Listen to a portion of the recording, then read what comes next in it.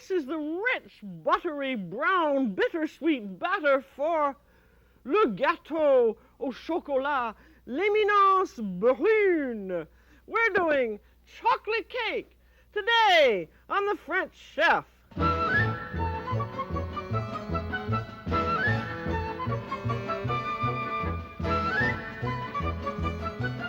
The French Chef is made possible by a grant from the Polaroid Corporation. Welcome to the French Chef. I'm Julia Child. Today we're going to make chocolate cake, and it's a very special, very chocolatey, bittersweet, lovely cake. And for it, we naturally have to have melted chocolate. And melted chocolate, I think you have to do very carefully or it's going to turn grainy and hard. So this is the way we found is the best way to do it. It's going to start out with a mocha flavoring of 2 teaspoons of instant espresso coffee and 1/4 cup of hot water. And then it's going to have 7 ounces of semi-sweet chocolate and 2 ounces of bitter chocolate. I like the combination of both of them. And in they go. These have been standing out at room temperature so that they're a little bit soft. And then here's a pot of warm water, and it goes off the heat, and in goes the chocolate. And you just stir it around, and then you cover it and go on about your business, and by the time in about 5 minutes it should all be melted. But I think you really have to be very careful about melting chocolate, because if you have too much heat, it does get sort of granular and hard. And it's just, chocolate is much more complicated than any of us suspect. And the cover on this helps keep the heat on, and that's just warm water, but it's not simmering. And of course, if you do have any trouble and it has turned a little grainy, you can stir in another tablespoon or 2 of water and stir it around, and that will usually smooth it out. But when you're going to do a cake, you really have to have a battle plan already. And the first thing that you do, say you're going to start melting the chocolate, then you preheat your oven. And in this case, we want the oven at 350 degrees, and the rack is in the lower middle. And then get out all of the ingredients that you have to have, and get out all of your equipment, so that when you start in, you can just go right through the cake. You don't want to go out and play croquet in the middle, for instance. And then one of the next things to do is to prepare the cake pan. That means buttering it thoroughly, and then having a piece of wax paper, and that goes right down in it. And the wax paper gets buttered also. And then some flour goes in, and then turn the pan all around so that the flour gets all over it, all over bottom and sides, and this is so the cake won't stick. And then knock out the extra flour on the floor, if you have a self-cleaning kitchen the way I do. This is a 4-cup pan, and it's an 8 inches by 1.5, and usually on the bottom of the pan it's written somewhere what the size is, and if you don't know what the size is, just pour in some water and measure it. But the thing is, you want a 4-cup pan, and this is 8 by 1.5. Now, for instance, because you don't want the cake to stick, supposing you didn't have if you'd had a spot like there that didn't have flour on it, just take a little bit more butter and sprinkle in a little bit more flour and knock it out. But the important thing is, once you've done the cake, that it would be nice to be able to get it out of the pan. And this is a 2-pan cake. We're going to have, it's a very delicate cake, and it's, rather than cutting it in half, we're going to make 2 layers. And this cake, like most cakes, has eggs in it, and these are going to be separated eggs. And so that makes it a sponge cake type, or what the French call a biscuit, or biscuit. And these are United States, or what are they called, graded large eggs. And I find it a good idea just to make sure, is to separate the eggs into a little bowl first, and then put the yolk into the yolk bowl, and the white into the white bowl, because if you found that the egg wasn't good, or if you had a little speck of yolk in the white, you can take the shell and just dip it out. And if by any chance you had just mussed up the egg, you could set it aside for scrambled eggs for breakfast the next day. But I think it's a good idea to do them separately, because if you have any yolk in the whites, you will find that the eggs will mount up, will beat up with difficulty. And you want also to be very sure that you have a very clean, dry bowl, and that there's no oil in the bowl. And I'm going to set those aside because we're going to start out on the egg yolk business first. And these, we have 4 egg yolks here, and I'm going to gradually beat in 2/3 cup of sugar. And the reason you do it gradually is because if you put it all in at once, you might find that the egg yolks have begun to speckle, or you get little hard parts in them. And I always like to use this instant superfine sugar just because I think it beats up more easily. And then you want to beat the egg yolks until they are thick and lemon colored and they make the ribbon. And as you look at the color there, you gradually see that it's beginning to turn thick and lemon colored. And I do think that it turns quicker when you're using this instant sugar. But you see how that's thickening up. I'm not being a chemist or a physicist. I don't know exactly why it is that you beat the eggs and the sugar to this stage before you're cooking them, but it does seem to, for one thing, it gives you a little more volume,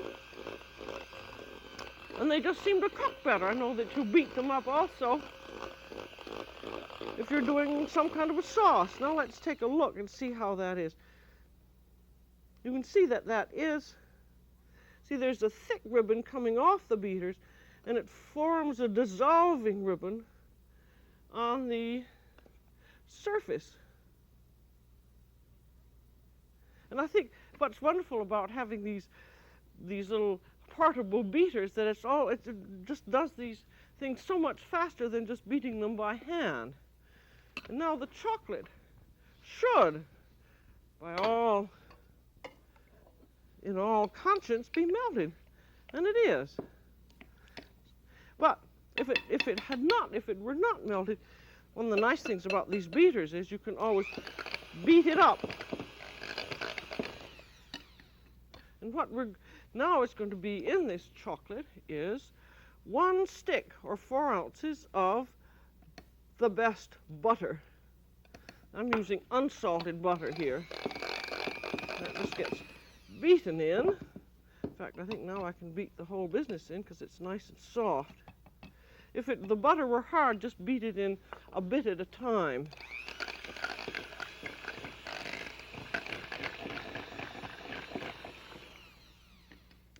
Now look at this. I'm going to get a little pan for drippies. But look at that lovely, see, that's a lovely, silky, soft, beautiful sheen, and that's just the way melted chocolate should be. And of course, the butter makes a little more sheen also. But this is just the way it should be. And if you're very careful about the melting of it, you're never going to have any trouble because you're never overheating it, and that's what's dangerous to do. And now the chocolate goes into the egg yolks. Glub, well. And if the chocolate is hot, pour it in gradually.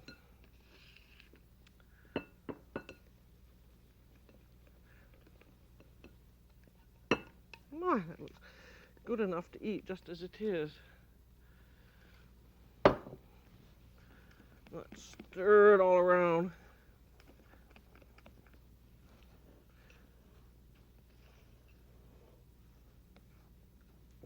So this is an important part in cake making, is that you're sure that at this point that your chocolate is soft and smooth, because you don't want the batter to harden up at this point, because we're going to now put in the beaten egg whites,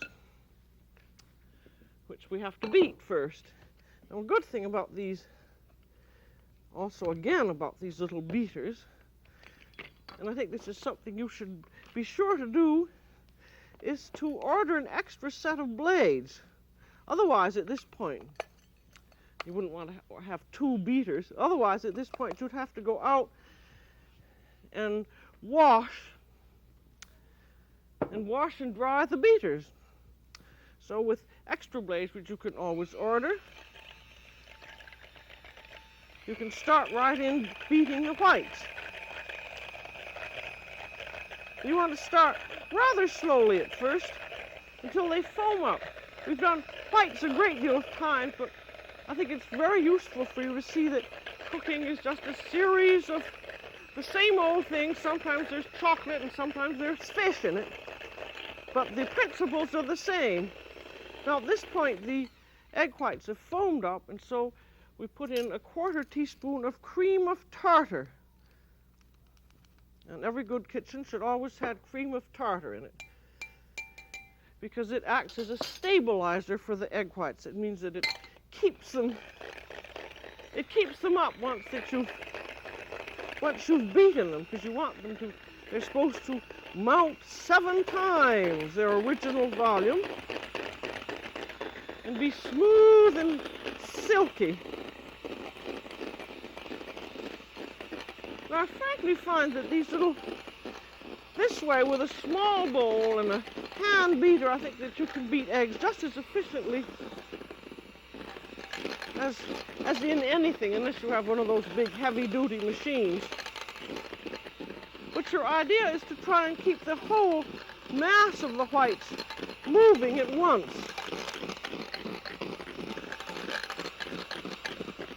Another thing is the egg whites seem to melt faster if they're at room temperature.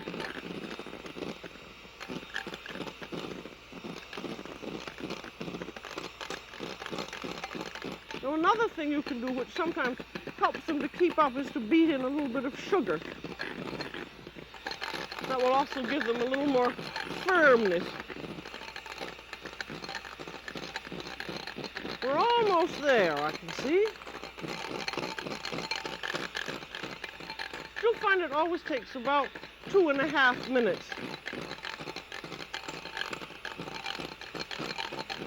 You could beat in, say, up for 4 egg whites, you could beat in up to 2 tablespoons of sugar. I'm going to take a spoon and see how they're, that's just about it. You see that little peak? That is it, really.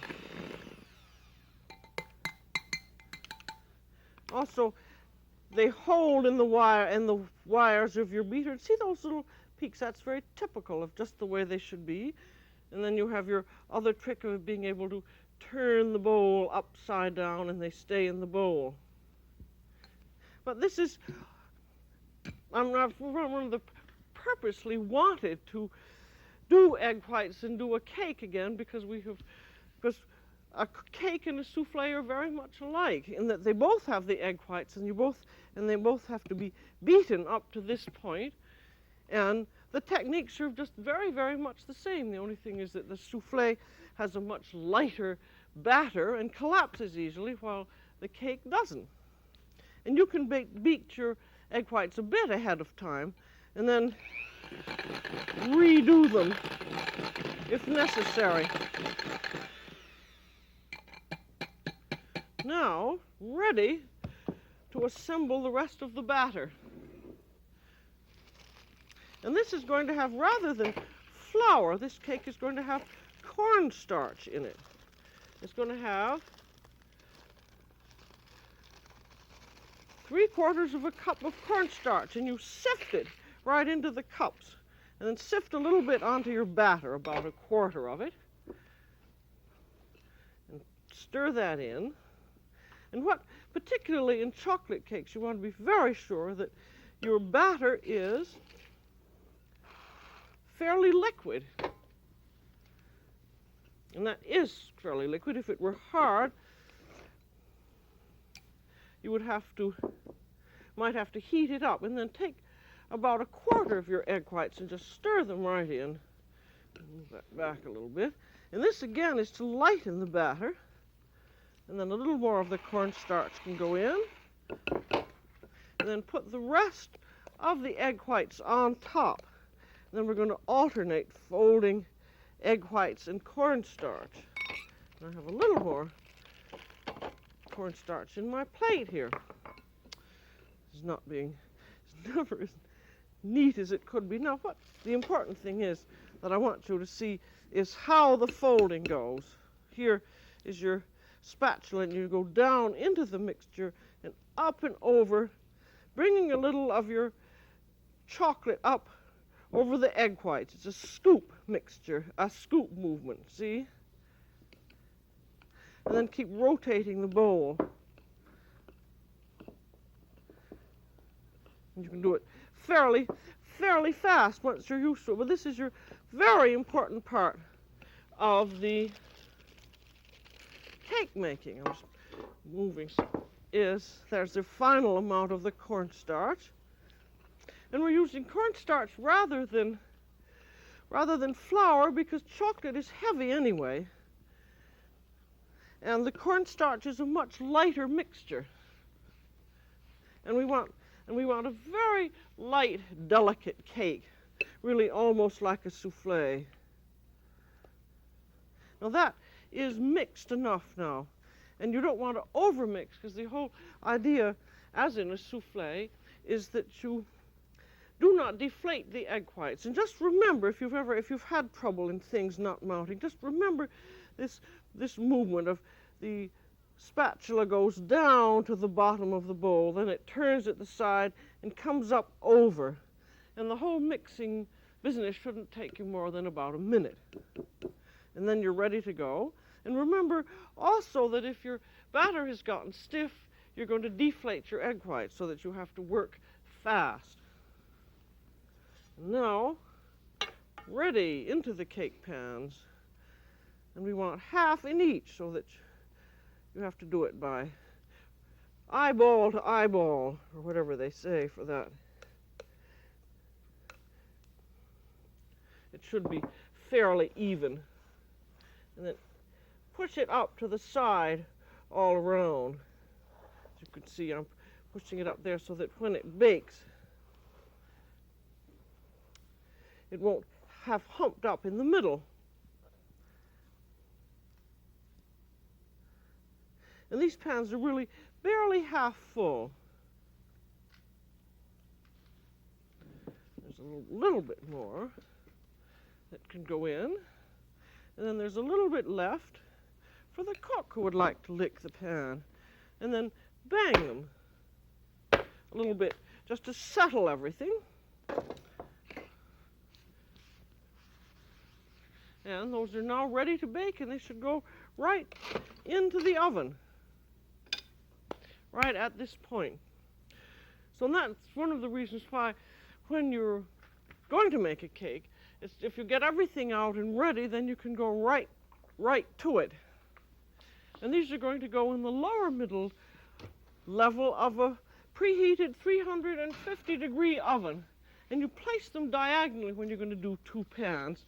See, one is at one corner and one is at another corner, and there's enough air circulation space in between. And these will take 15, 16, 18 minutes. And I want you to see, I hope these are going to be just right, how they look when done. I think this is not quite done. I might have to put it back in again, but a French chocolate cake is always fairly moist. And this shakes a little bit in the pan, and take a toothpick or something, and it should be almost set at the sides. That's not quite set. But the center should be still moist, so these need about another 2 or 3 minutes. But at the time, when it's gotten up to this point, just watch them very carefully. They'll puff up, then they sink down. But remember, with the test, the stick should come out fairly clean at the edges, but still be moist inside. And then after they're done, you let them settle in the pans, and then you unmold them. And this is a very delicate cake. So you have to unmold it right on your cake stand. And they settle about 10 minutes, and then you pull the paper off. And then we're going to have a chocolate icing. Let's see how that is. But so that I won't muss up the cake, I'm going to put some paper underneath. And then after the icing goes on, I can take the paper off. And presumably that will keep the cake pan neat. Actually, because these cakes are so delicate because of that cornstarch rather than flour, you might find it was better to chill them so that you would have less trouble in unmolding, and then you'd let them stay at room temperature before serving. And now we have a chocolate and butter icing. And this is just exactly the same method, the same chocolate mixture that we had before, of 4 ounces of semi-sweet chocolate and 1 ounce of bitter, it was half the amount, and 4 tablespoons of butter. Now we have the top layer that goes on. We hope that's going to go on evenly and nicely there. Now I have chilled these cakes just so it'll be easier to unmold them. And then here is this chocolate icing. I'm going to put that on top first. This again was the icing had the mocha flavor in it. I'm put it on the top first.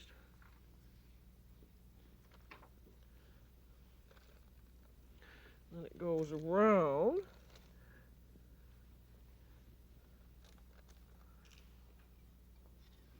Actually, even have a little bit more. Better too much than too little. Let's see. I haven't gotten it on that side very well.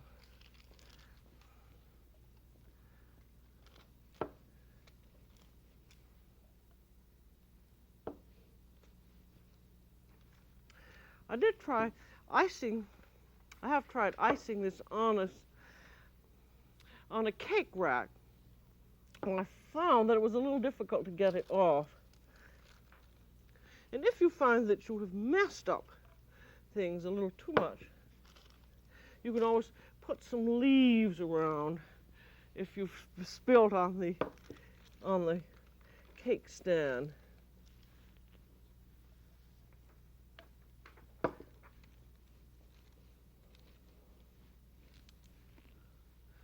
Heavens, if I didn't have that wax paper, this would really be quite a mess.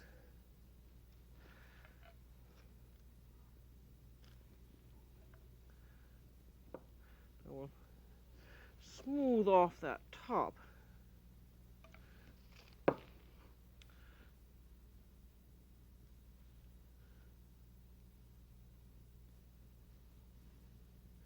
Now what I think is sensible with this cake is to put on the icing and then let it You can put it in the refrigerator even and let it set, and then take the paper off. And I'll take some of the paper off now and see what happens.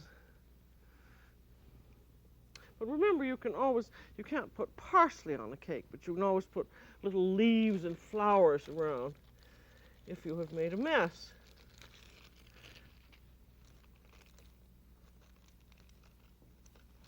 That's coming off very nicely. One very important thing about a cake like this is because it has so much chocolate and butter in it that it should not be served too cold, or that isn't very evenly fixed on this plate. I'll see if I can get it over again. No. If you serve it too cold, the chocolate and butter congeal. So I think it's very important, if you can make it way ahead of time, you can even freeze it. But be sure that you take it out of the, no, I have to use my impeccably clean towel here to clean that off.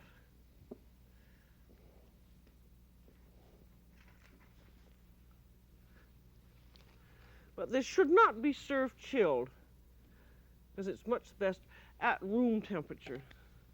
Now, in she goes.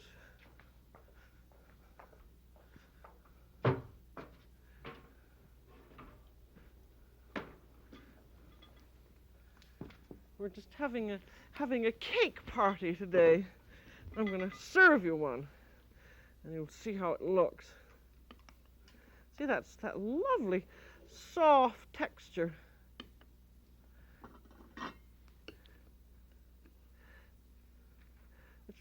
It's practically like a souffle. But what is nicer about it than a souffle is that it doesn't fall.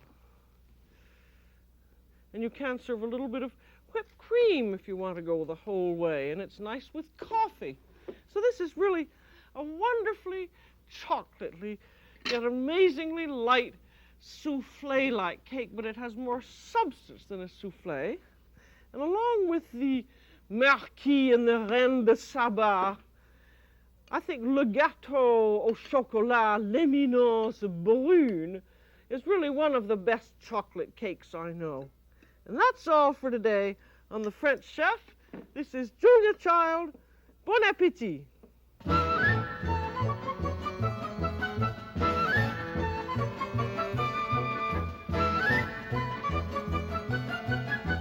The French Chef has been made possible by a grant from the Polaroid Corporation.